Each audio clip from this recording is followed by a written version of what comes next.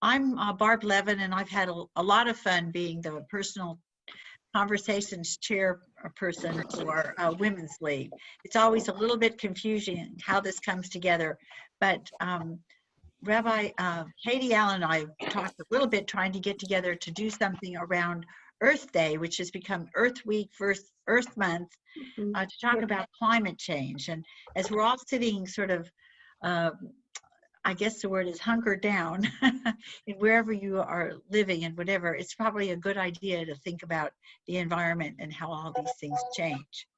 So I'm not going to take time to actually give you Rabbi Allen's bio, which is quite extensive, but we sent it to you. But let me say that she is the voice for the Jewish Climate Action Network out of Massachusetts, and she's used it well. So with that, I'm going to, Rabbi Ellen is going to turn you all off. We do have a chat box down there, and we do really, we request your questions, we suggest them, we want to hear them. Just keep your typing down there in the chat box, and I'm going to monitor it so that everyone can get their questions answered. Well, I plan to be rather quiet because I have a lot of feelings about climate change, but not very much information. So for that, I turn it over to Rabbi Katy Allen, and thank her so much for being with us tonight. Well, and I just want to thank you so much for having me. I'm really honored to be here and to be present with you this evening. So in the title of this, it says a very personal story. And the reason that I start off with that is because I think for each one of us, it is a very personal story of why we care about the natural world, about the planet, about the people on it. And I once had the opportunity to be in a workshop that was really designed to have you get at the sort of core story of why you are concerned and becoming a climate activist and so on. And the story that I came up with at that time, which was about, I don't know, maybe about 5 or 6 years ago, I have found that as I think about it, it really is the core piece, or maybe a core piece. But I grew up in Wisconsin, and my parents, when I was young, they moved out into the country, and so I grew up in a rural area on a lots of land to roam, and there was a period.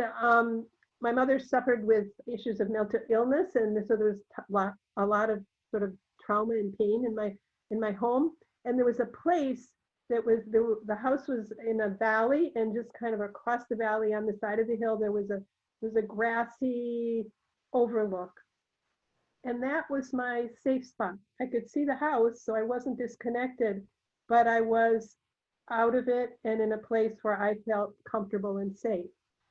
And the nourishment that I received and the healing that I got from being in that spot has stayed with me forever. And I think it's kind of the essence. There's lots of other experiences, but that sort of speaks to the core of why, for me, in a very personal way, the natural world is so important. Now, there are all kinds of other reasons on top of that it's important to me. But I just want to take a minute. I'm just going to be quiet for a minute, and I just invite you to just begin to reflect a little bit on something that is why you care about our planet and its future.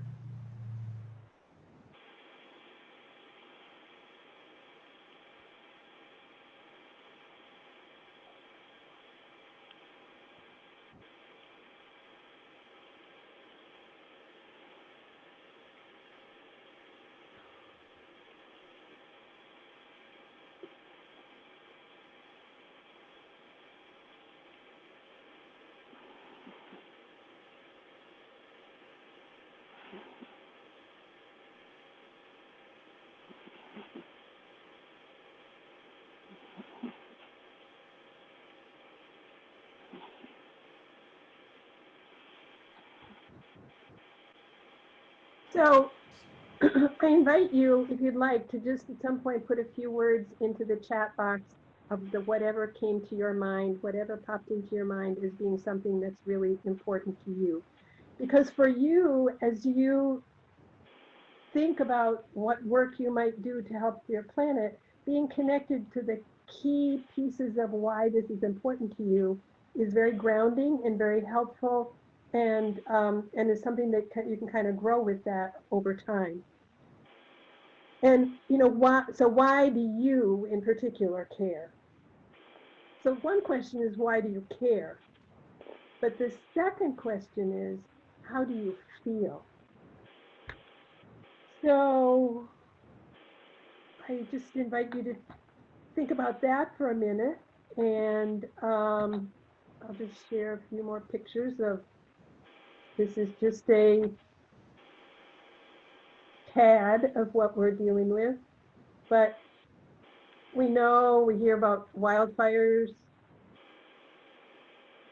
deforestation, hurricanes, tornadoes, all kinds of superstorms. Right now, we're dealing with disease. There are other kinds of devastation that we hear about as well.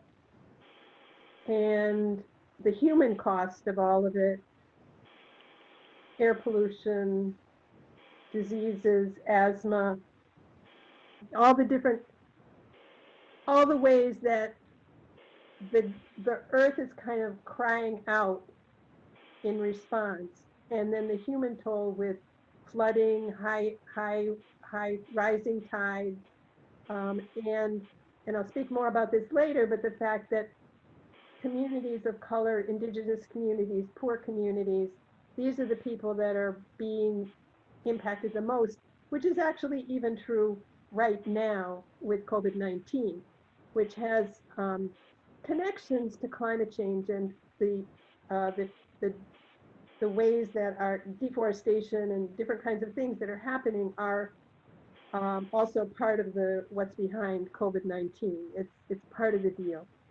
So how do we feel? What are the emotions that we're feeling?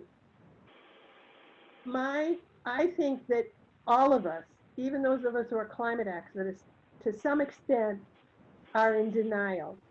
Because if we were sort of having this front and center in before our eyes every minute of the day, we couldn't function. And so we kind of, even if we're really aware of what's going on, we put it into the background so that we can, go to the grocery store and buy it and eat breakfast and sleep at night, at least a little bit.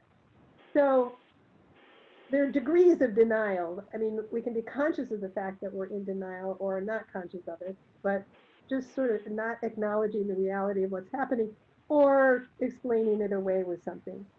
But there can be grief, profound grief, and that can come and go.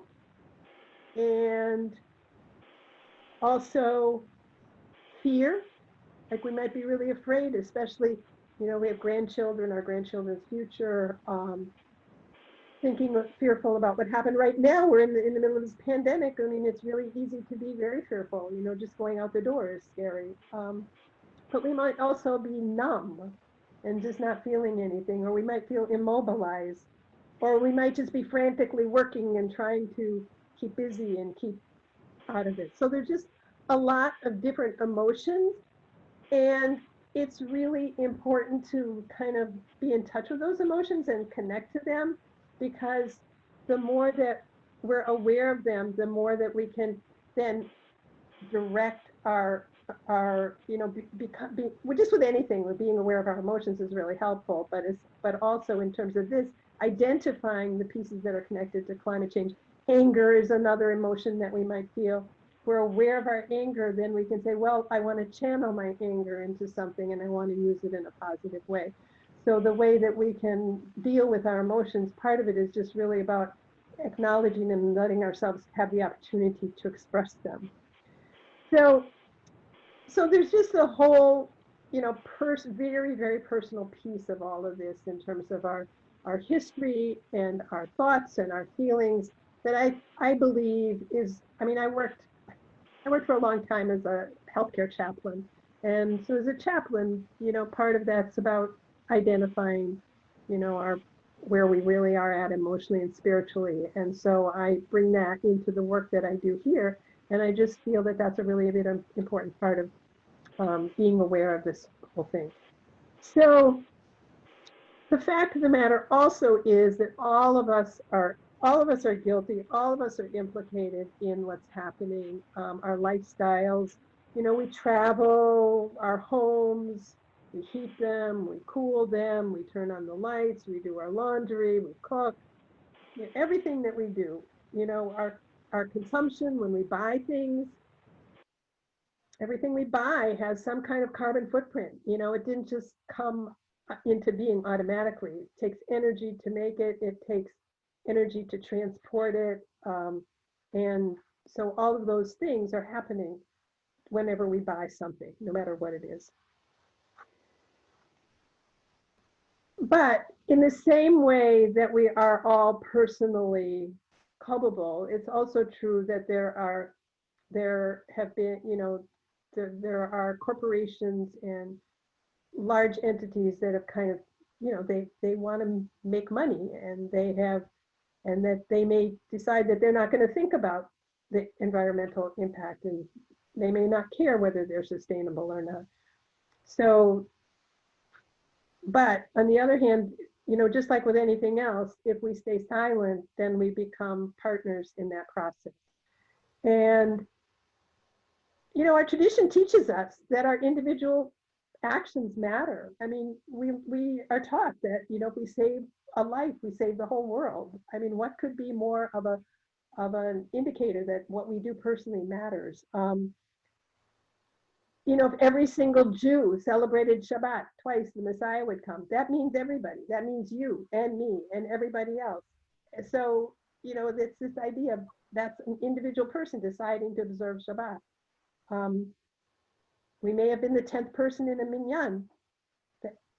It's not only the 10th person that matters, it's all the other 9 people, because otherwise you wouldn't be the 10th person. So there's just a lot of different ways that our tradition teaches us that what we do as individuals matter. Because in this case, where climate change is so overwhelming, it's so big, it's just so beyond our comprehension to really get it of what it is. It's so huge, it's impacting everybody, everywhere, and everything. And that's just, I think it's kind of a little bit outside our ability to really grasp what it means. So we grasp it in little tiny bits. But in the face of that, it's easy to feel that what we do as individuals doesn't matter. But if we all decided not to do anything because it doesn't matter, then nothing at all would get done. So we have to do that. Obviously, collective action is more powerful than individual action, just in the same way that we come together as a community to, we only say Kaddish when there's 10 people, and part of it is about community, but part of it is that the power of collective prayer is different than the power of individual prayer. So there are different ways, and there are a lot of different ways that we can operate as a community. But so if we start to address this question of what we can do, there are lots and lots of options. But it is easy to just kind of get bogged down and not do anything, because you can look at like a zillion options and then, okay, so what am I supposed to do? What's most important? Where do I start? I think that the best place to start is by talking about it. It can be something that we don't want to talk about. Partly, maybe we're afraid of how other people are going to react to us. Maybe we feel like we don't know what to say. Maybe we feel like we don't know enough.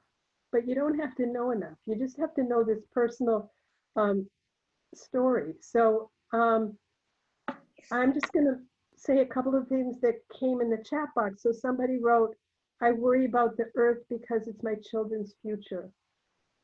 Somebody says, nature and wildlife are very inspiring and need people to care for them. Someone else said, our health, pollution affects our health. Nature is very calming. The beauty of the entire earth and universe, our interdependence and our future are all deserving of our concern and care and protection. Those are things that you as individuals feel, okay? Those are your experiences. Though that's you. That's not something that somebody can contradict or deny. That's your truth and your reality. So speaking from that place of your own truth and reality is a place that is a good place to start, because it's a very personal conversation. And then the question that can go with it is, what about you? How do you feel about it? That can be a place to start. And I think that, you know, there are very loud voices on both sides and extremes. And I think that the quiet voices that we hold and that we use can actually be much louder in the end.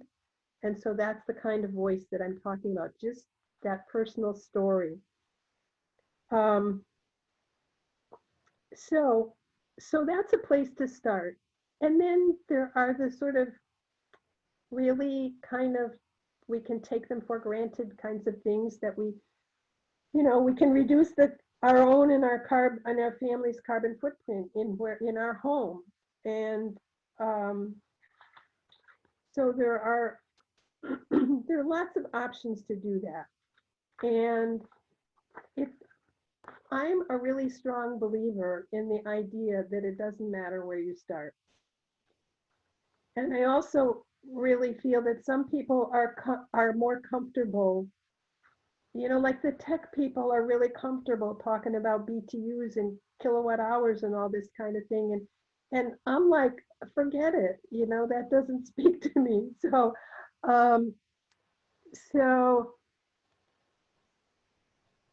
somebody just asked me a question. So I just think that these ideas that it's important for us to start somewhere and I also feel like people are passionate about certain kinds of things, and so they work best in those areas. That's the way I operate in terms of Jewish Climate Action Network, that we you know, like, work where you're passionate, because that's where you'll do your best work. And there are lots of tools that you can find out there. We have the ones on the Jewish Climate Action Network Massachusetts website are basically geared towards synagogue greening as opposed to individuals, but you can find lots and lots of lists and lots of tools and lots of ideas of where to start. And that's something you can do when you talk to people, is ask them about it. But the message is ultimately to be serious about it, and to and not to just take an easy step, but this is where you really want to be this is what you want your goal to be, whether it's your personal life or your synagogue life. You want to try to get to net zero, where you are not having a climate impact in terms of your carbon footprint. That, putting that as your goal, how far out you want to put that, maybe you want to say, I'm going to go 50% by 2030 and 100% by 2050 or whatever. But the research shows that if you set a goal, you keep it. So this is about personal action, and this is about the collective action of your community, working in some kind of a team, sharing ideas, how to do these things, working together to make things happen is really important. In a synagogue, you can form a green team. You can work on carbon reduction within members of within the synagogue itself, but also within among members. You can have conversations. There can be education. My vision is that teaching and ritual and conversation about the more than human world should be like 100% integrated into a synagogue life.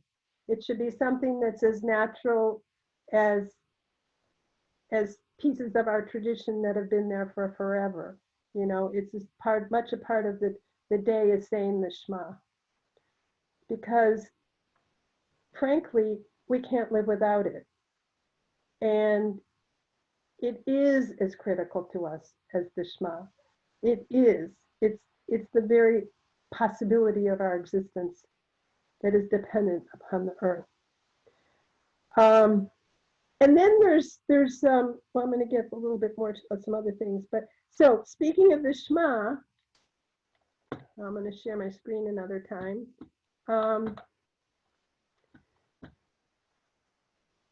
I just invite you to, let's see, slideshow. So I have a small congregation and I lead services outdoors. And I invite you to think about saying the Shema and looking at this tree and think about Shema. It's telling us to hear, it's telling us to listen. Think about Sheket, about quiet, Shaddai, a name for God. And if you look, you will see the Shin in the trees. And I often point this out before we recite the Shema, to say to people, look for the Shin in the trees, the Shin that stands for Shema, that's the reminder to listen. The Shin that stands for a name of God, that God is embedded in everything around us. The Shin that reminds us to be quiet and allow our inner selves to be quiet and to listen and to really, really hear.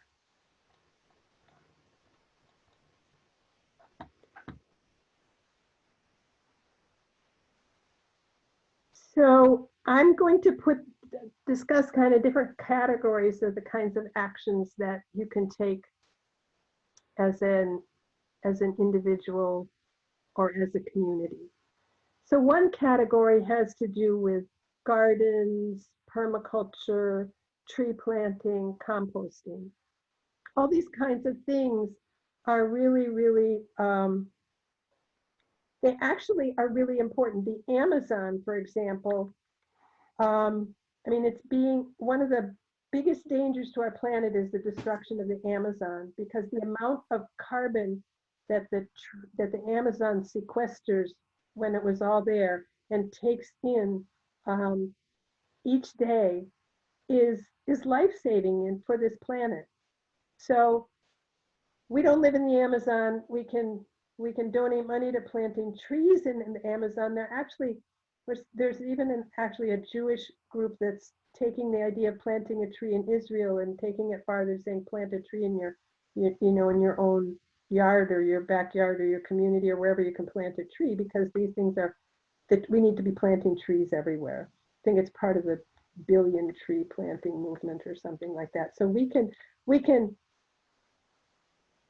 donate for trees to be planted. We can plant trees ourselves.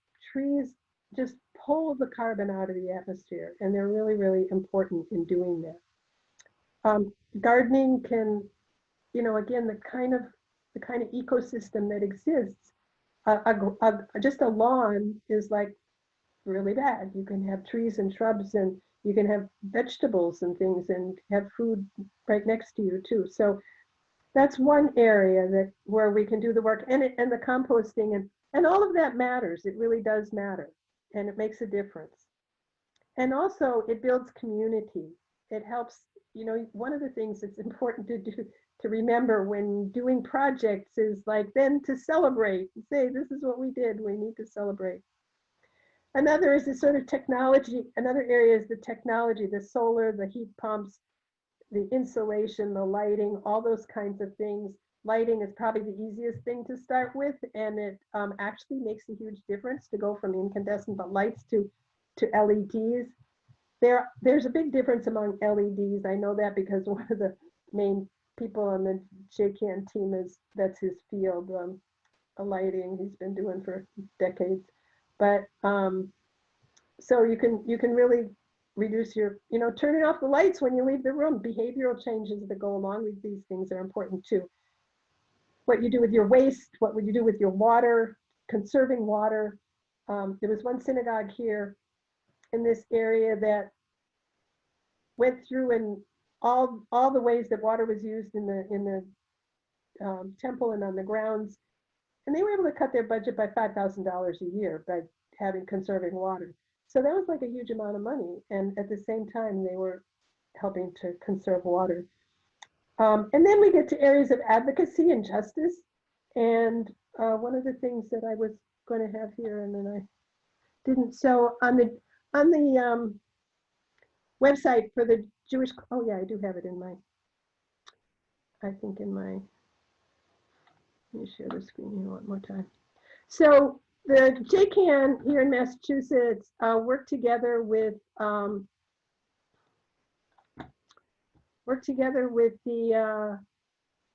with two other organizations. One is called the Environmental Voter Project.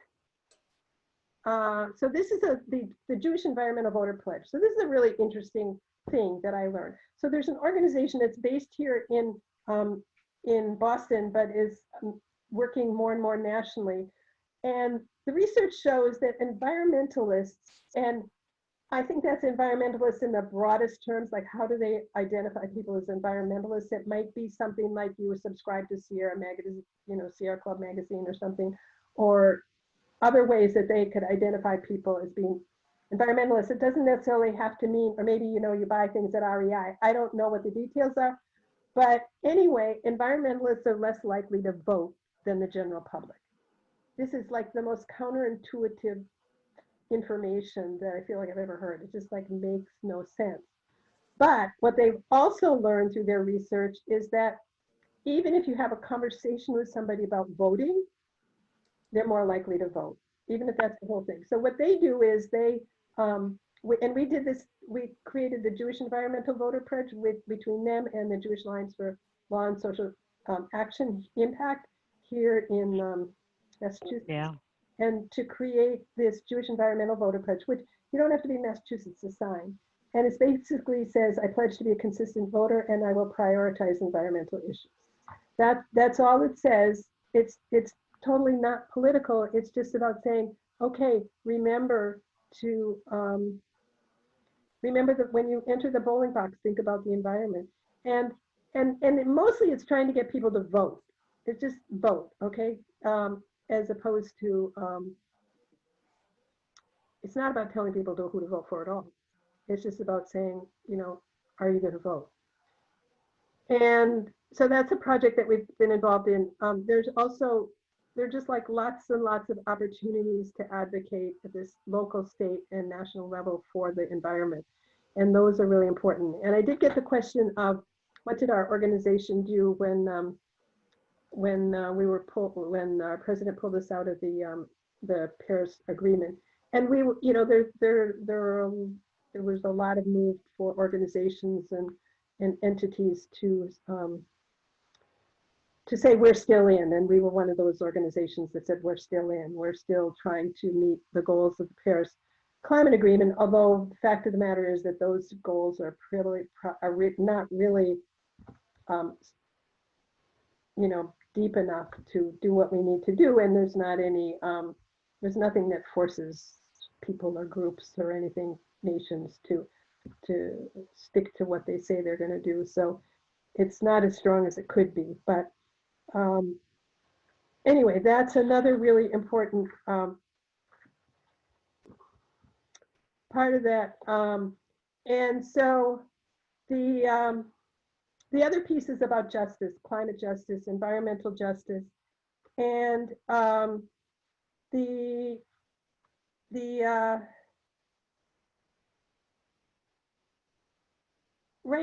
right now, the COVID is giving us kind of an idea of what the impacts can be from climate change, and it's sort of like a fast track, and climate change is on a really slow track. And slow moving track. And that's why climate change is really hard for us to engage in a way and really get it, that it's such an issue, because our brains don't work that way. Our brains work to immediate danger. That's how we just are built biologically. We're not built to do something that we're not built to think long term in terms of, it's just not how our brains function. So so right now we're getting an example, and all of the social justice issues that those of us who are kind of aware of social justice issues, we know they're there, but they're really being brought to the surface. They're really being raised up in this situation where it's really clear that people of color and indigenous peoples and poor people are suffering way more than other communities, and that's really the truth with climate action, with climate change too. And so there are all kinds of things. There's a compressor station that's being built in Weymouth, Massachusetts, which is for pipelines that will carry gas to be exported. And within a mile radius of this compressor station, there are like 3,000 children, and there are like 3 environmental justice communities. And there are, I think, 4 other sort of environmental hazard projects within the nearby area. So there's a lot of justice issues that are coming up about that, which are separate, or I mean, they're related to, but they're kind of beyond the question of whether or not we need more fossil fuel infrastructure or not, if we're trying to move to renewable energies. So, these are the kinds of things where there's room for, and I think just about every entity in the area is against it, but it's still happening. So so there's just a lot of ways that, I mean, climate change just impacts our lives in every way, and it's happening and it's impacting people everywhere, and it's touching on all kinds of, our tradition teaches us to, to care for the poor, and it tells us to care for the environment too. And all these issues that come together in one place with climate change. One of the, in Genesis 2, we read that, God tells us humans that part of what we're supposed to do is l'ovda u'l'shomra. So we're supposed to, so it's often translated as to till and tend the earth. But this word, the way I like to think about it is l'ovda is the same root as avodah, and it is, which does mean to work, but it's also, if we think about the avodah service in the temple, referring to the temple service. So it's about this idea of being in service too. And so I like to think about that. It's, it's kind of drashing on it there, but I like to think about that as a way to think about that we need to be in service to the earth. We need to be thinking about what the earth needs, and we need to be, and ula shomra, and then also to be guarding it, to preserving it. And that's something that we all, if we think about that, each time we do something, we can think about we may want to start thinking about different ways of doing some of the kinds of things that we do. So I'd just like to invite you now, if you have questions, you want to have a little bit more conversation.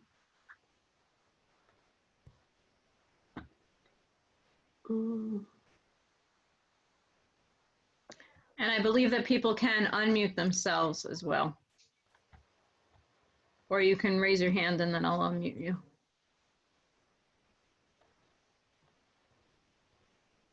So I have one question. Yeah. It's been noted, I don't know everyone here, so I'm not sure if there are any people from California, but it's been noted that because people aren't traveling as much, the pollution in California has really decreased. And I'm sure that the minute everyone's allowed to be going out again, it's going to increase again. But is there some in between that could maintain the better, you could say the lesser pollution that we have now in the state of California? And I read or I heard that the people who live in the vicinity of the Himalaya mountains, and I'm not sure which area, can see them and weren't able to see them before. So yes, that's something that's happening everywhere, that the pollution levels have just dropped dramatically. And so this is a question, you know, I mean, is there anybody here who never flies? I mean, it's just so much part of our life, and there's so many things, and we need, and I think part of the question that I know a lot of people are asking at this time is, what are the things that we want to hold on to? Okay, there are a lot of things that we don't want to hold on to. We don't want to hold on to not being able to be with our loved ones as they're dying. I mean, there's certainly really very painful things that are happening. We don't want to hold on to people who are just don't have enough money to, you know, to be able to eat. But there are other things that we may want to hold on to, and I think some of these questions can refer to, we can think about this. Okay, are we going to keep flying as much as we used to? Is that good for us? Is it good for our planet? You know, what can we think about stopping and asking that question? The flying thing is a really, really hard discussion to have. But I think it's one that we're just even not having an expectation of what people should do, but just sort of opening the question. And I think that we've got evidence now of the impact of our transportation systems, not just flying, but driving and everything on our, and so what kind of choices do we make? I've read that Amsterdam, the city of Amsterdam, has made the decision to, there's something called the donut model, which is a model for sustainable economies and growth. And they've decided that as they re-enter, they're going to make use of this model to try and make their city cleaner and more sustainable. So, you know, in a way, it's an opportunity. Naomi Klein has talked about this as an opportunity to look again at how we're doing things. And if we think about personal crisis, you know, what, if you think back over times of personal crisis, those are the times when we grow and we change because we don't have any choice. I mean, some of us do, you know, just get PTSD and we suffer and we can't get out of it. But in addition to post-traumatic stress syndrome, and we all are going through a trauma right now, that's just very true. There's also post-traumatic growth, which I first learned about when I was working at one of the big hospitals in Boston at the time of the Marathon bombing. And after the bombing, the Israeli trauma team was invited to come here and gave some workshops. And they were the ones that I learned about this idea of post-traumatic growth, which is that after trauma, most people end up growing personally. So we're in this collective trauma. Can we use this as a way for us to grow as communities and as you know, as both as individuals and as families, as communities, you know, extending outward. And so what are we going to do with this? What are we going to learn from this? And I think, you know, your question is a good one. And, you know, yeah, there are alternatives to just going back to what we were doing before.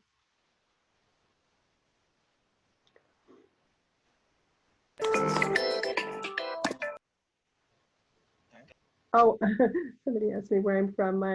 I grew up outside of Madison in Wisconsin.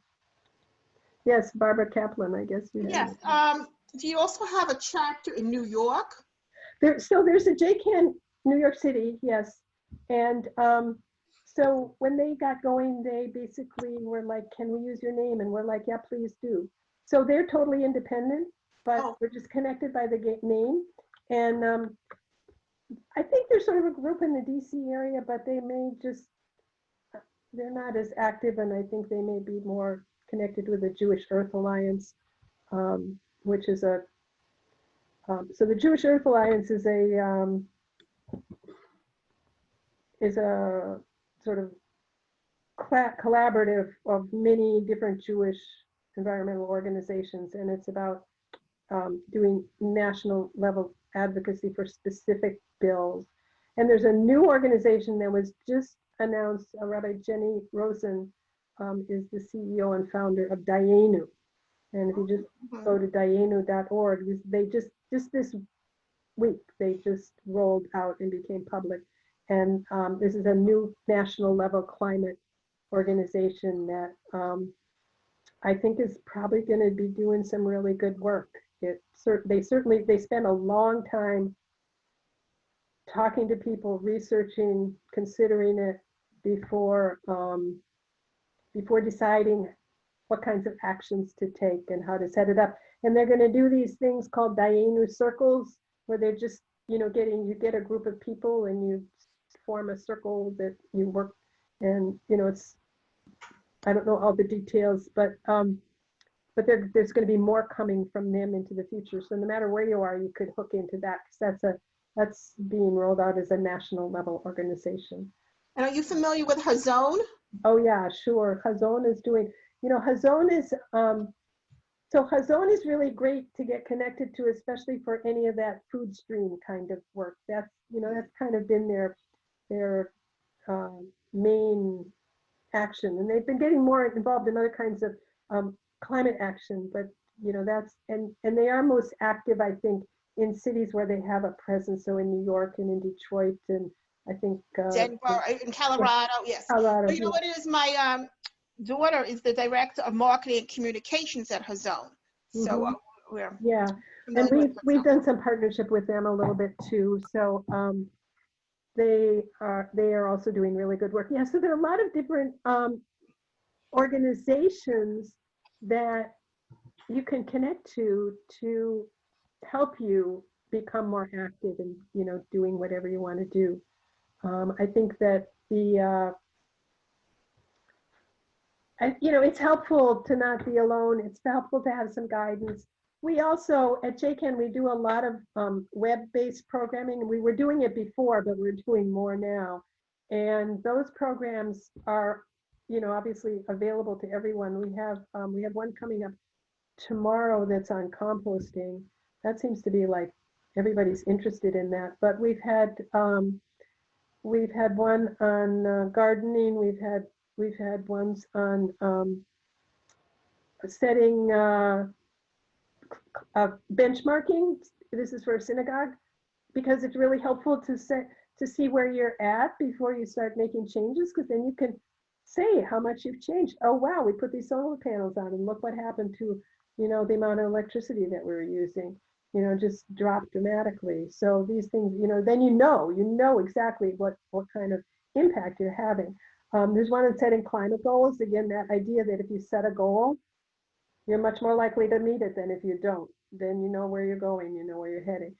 These are hard conversations these can be hard conversations within a synagogue community, because not everybody agrees. And people, heaven forfend that we should have a group of Jews and they would all agree. Although we voted on a couple things at our last meeting with 100%. So we were like, what are we doing? I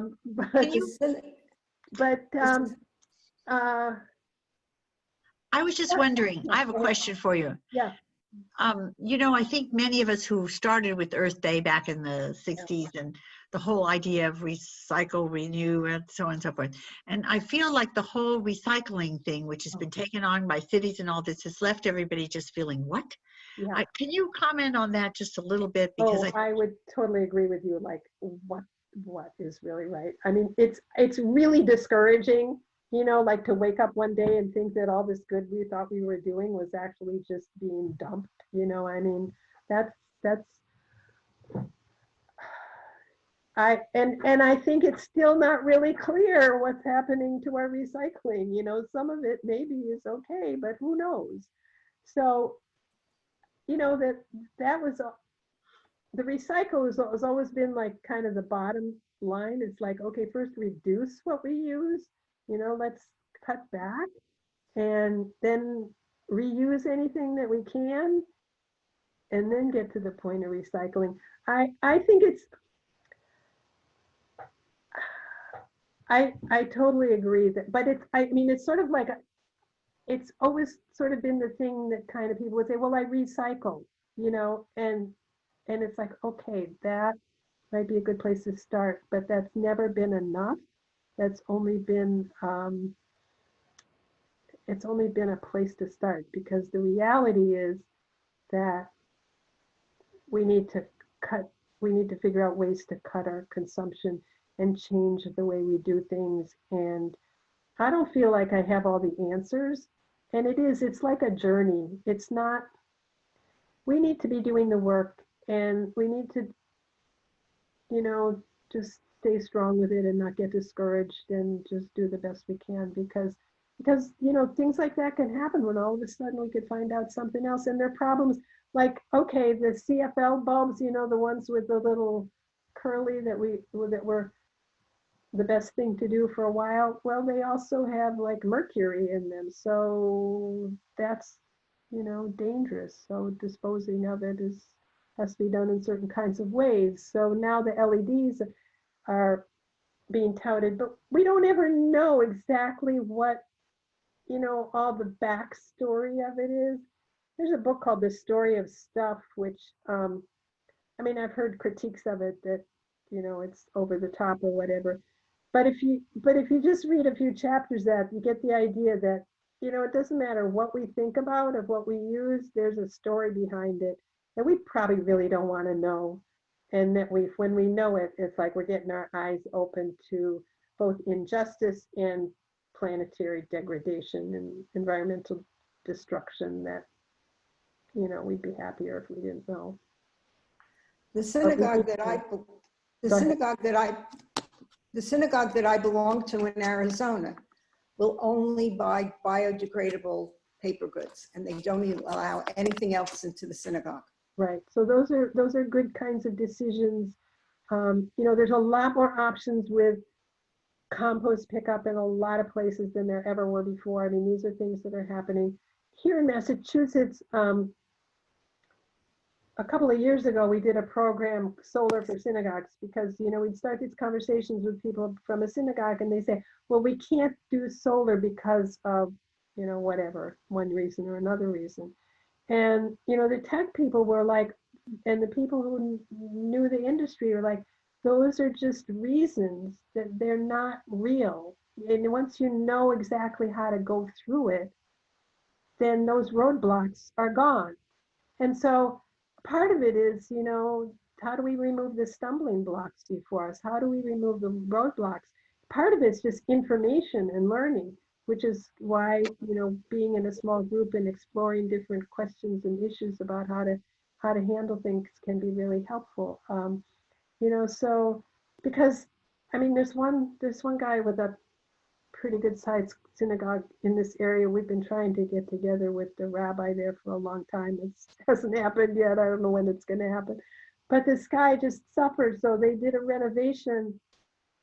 And in the process of the renovation, the kitchen was set up so that it's not possible to do dishes there.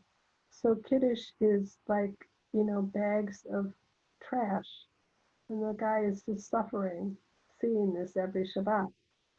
And so, there's a lot of different questions, but I think that, it's like, we got to start the journey. We got to do the journey. That's what life is about, right? So that's what we need to do. And for each one of us, different. Yes, that's the. So we just went live last week, last Shabbat. Oh, yes, I heard that. And That's so great. it was really awesome with our Zoom, and Rabbi said, does anyone notice the lighting in the sanctuary? And we had just, and it was what, a 2.5-year process, Katie? Yeah. By the time we finished and went live. Yeah. So it's really nice, and especially right now where That's with the things solar panels. Yeah. chaotic. Right. Solar panels. So when we did Maybe this that's a lot. program a couple of years ago on solar, it was a peer-to-peer program. We invited people from synagogues that had succeeded in getting solar to describe their journey. And it ranged from 6 years to 6 months in how long it took people to get from the idea coming up to actually having it happen. So 6 years is a little bit way too long. It was a small synagogue, and I think just raising the funds was a piece of it. But and 6 months is really fast. But I'd say, you know, a year or two is a reasonable amount of time. And they covered almost all of our roofs, so it's That's great. so fantastic. And Is it's, it more than what your synagogue uses or not? I think we're getting a rebate. Yeah. So Yeah. there's another synagogue near here that's they're just starting to put up the panels now, and they're covering their parking lot because their building wasn't suitable. And Wow. that's going to be enough for the synagogue and then to give to the community. So I'm not quite sure how they're deciding who gets that But they're rest gonna of give that. up but- parking? No, it's no. you park underneath. The panels are overhead.